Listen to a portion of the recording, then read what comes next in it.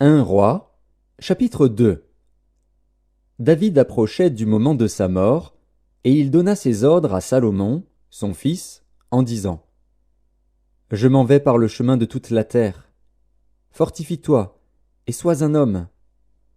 Observe les commandements de l'Éternel, ton Dieu, en marchant dans ses voies, et en gardant ses lois, ses ordonnances, ses jugements et ses préceptes, selon ce qui est écrit dans la loi de Moïse, afin que tu réussisses dans tout ce que tu feras et partout où tu te tourneras, et afin que l'Éternel accomplisse cette parole qu'il a prononcée sur moi, si tes fils prennent garde à leur voie, en marchant avec fidélité devant moi, de tout leur cœur et de toute leur âme, tu ne manqueras jamais d'un successeur sur le trône d'Israël.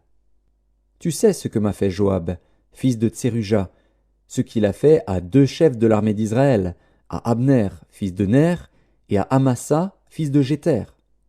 Il les a tués. Il a versé pendant la paix le sang de la guerre, et il a mis le sang de la guerre sur la ceinture qu'il avait au rein et sur la chaussure qu'il avait au pied. Tu agiras selon ta sagesse, et tu ne laisseras pas ses cheveux blancs descendre en paix dans le séjour des morts. Tu traiteras avec bienveillance les fils de Barzilaï, le Galaadite, et ils seront de ceux qui se nourrissent de ta table. Car ils ont agi de la même manière à mon égard, en venant au-devant de moi lorsque je fuyais Absalom, ton frère. Voici, tu as près de toi Chiméi, fils de Guéra, benjamite, de Bakurim. Il a prononcé contre moi des malédictions violentes le jour où j'allais à Mahanaïm. Mais il descendit à ma rencontre vers le Jourdain, et je lui jurai par l'Éternel, en disant: Je ne te ferai point mourir par l'épée. Maintenant, tu ne le laisseras pas impuni, car tu es un homme sage, et tu sais comment tu dois le traiter. Tu feras descendre ensanglantés ses cheveux blancs dans le séjour des morts.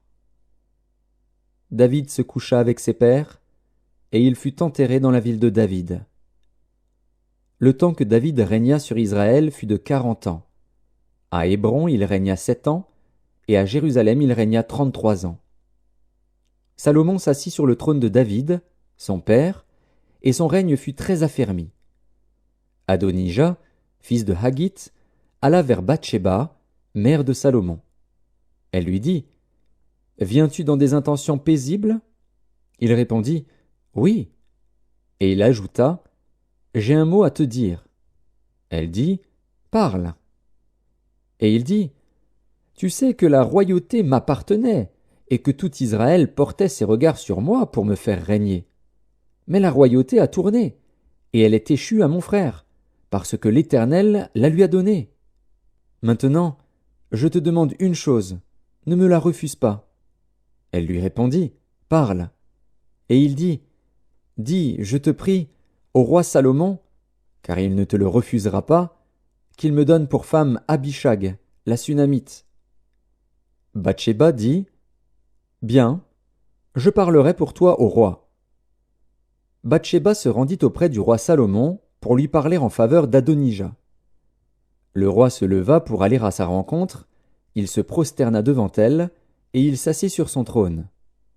On plaça un siège pour la mère du roi, et elle s'assit à sa droite.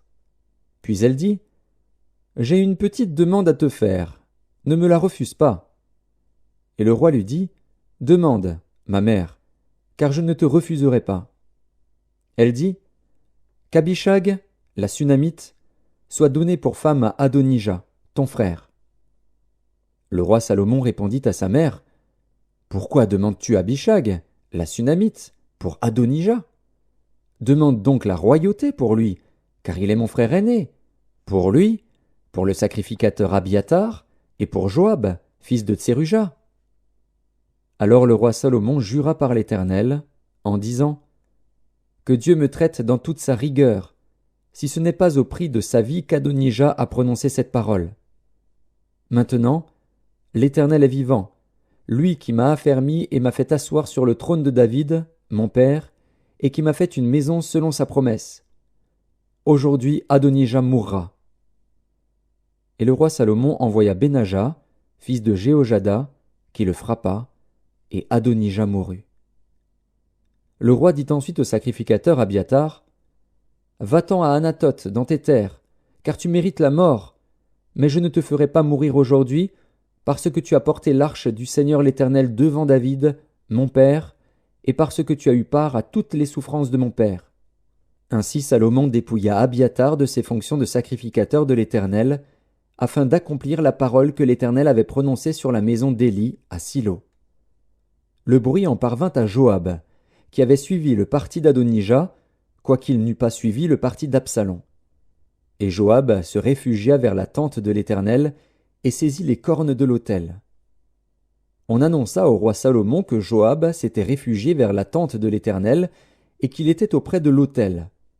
Et Salomon envoya Benaja, fils de Jéhojada, en lui disant « Va, frappe-le. » Benaja arriva à la tente de l'Éternel et dit à Joab « Sors, c'est le roi qui l'ordonne. » Mais il répondit « Non, je veux mourir ici. » Benaja rapporta la chose au roi en disant « C'est ainsi qu'a parlé Joab, et c'est ainsi qu'il m'a répondu. » Le roi dit à Benaja « Fais comme il a dit, frappe-le et enterre-le.